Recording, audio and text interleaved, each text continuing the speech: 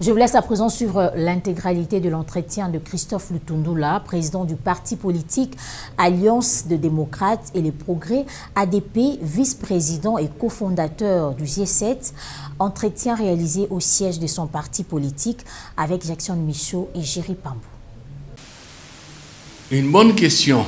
Lorsqu'on connaît comment fonctionnent nos institutions privatisées par Joseph Kabila et les siens, en particulier la Cour, on peut dire c'est rien.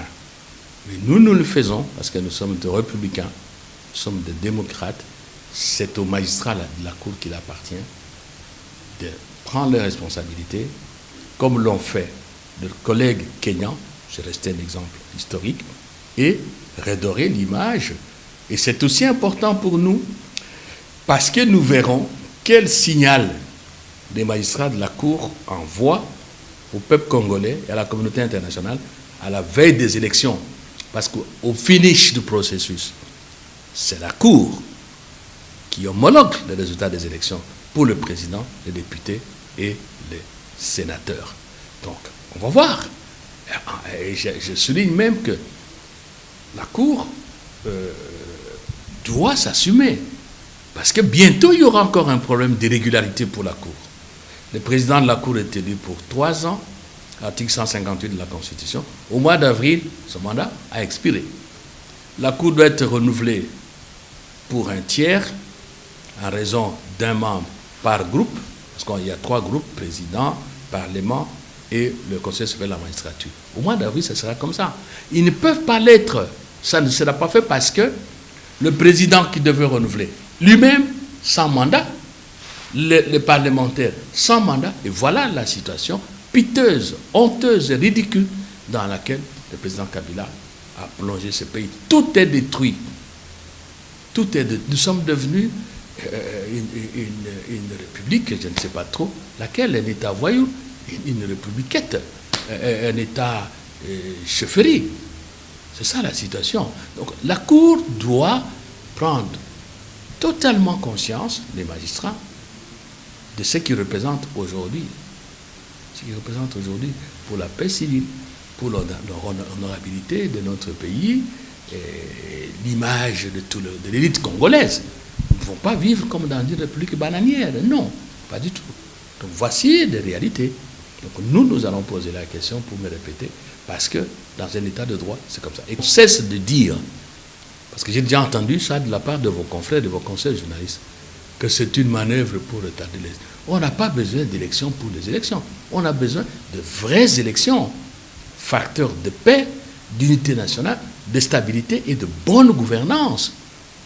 Donc, si vous dites que bon, on va aux élections, on peut gérer comme on veut, faire ce qu'on veut, planter le décor de la violence, alors là, je ne sais pas quel sera le Congo de demain.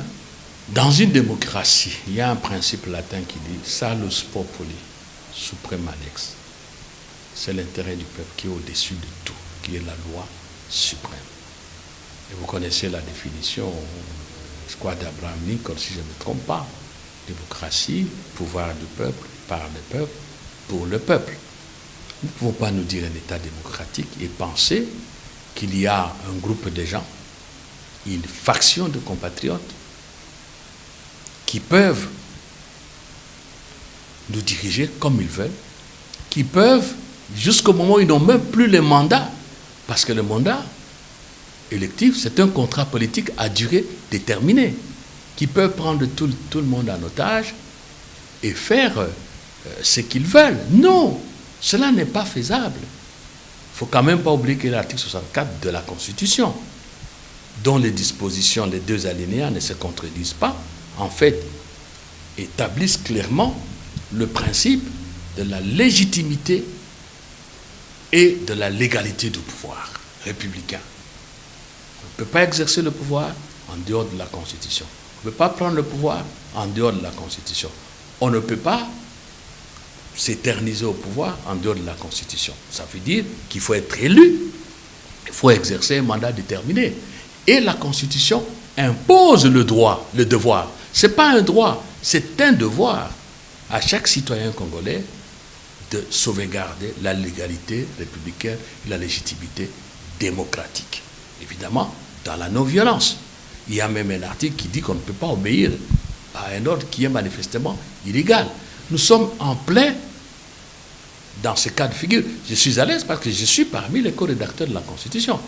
Si vous voyez nos constitutions antérieures, vous ne trouverez pas l'article 164. Pourquoi on a mis l'article 164?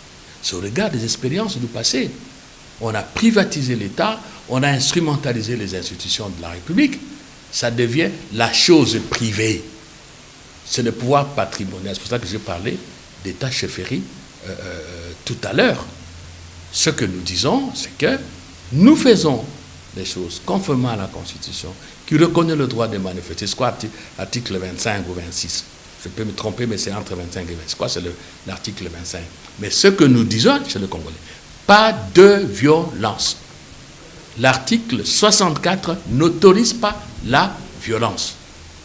Kofinga mokonzite, kofinga soldate, kofinga policier te, kofinga agent en sécurité te, kosimba eloko ya mutu te, kofinga moninga te, kobuka ata stylo bike ya pamba. Kende na kosambela na ba église. Et nous avons l'église catholique seule. Non, ils ont un problème à Congolais, nyonso, kibangistes, protestants, des églises de réveil, moutounions, tozali wana manakba parti politique était.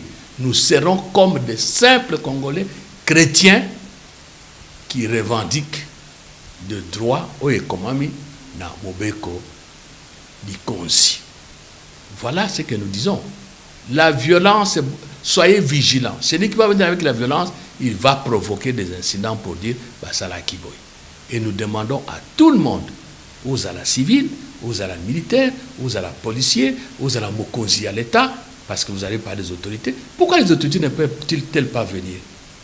Parce que la démocratie, c'est nous tous. Le Congo, c'est notre patrimoine commun. Voilà ce que je vous dis au nom du G7.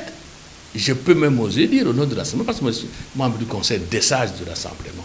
Donc, le 31, Ezali Mukolomoko, décisive, journée décisive, très importante. Nena Lobaka, comme je le dis toujours, ça passe ou ça casse. Ce qui est manifestation en Israël, n'a pas bien. Président Tshisekedi. Tu sais qu'il n'y a rien eu. Tout ça qui meeting à un stade de martyr, Libanda, à l'esplanade de stade de martyr. Aucun problème. Bissoba député, nous les députés, il y a une semaine, si je m'abuse, nous avons marché sous la pluie. Nous félicitons, nous remercions tous ceux qui nous ont accompagnés, jeunes comme vieux. Nous sommes entrés auprès du peuple. Tu continues à parler du peuple. Balandi, instruction, discipline, lobby bango. Nous sommes sortis avec eux. On les a accompagnés jusqu'à la sortie du palais du peuple. Tout s'est passé calmement. Wando Laksa, peuple et colis. Nous sommes devenus mûrs.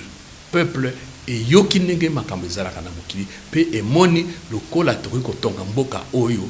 Comment nous allons construire le pays dans la paix, dans la stabilité, la discipline, le respect des institutions, en premier lieu de la Constitution de la République.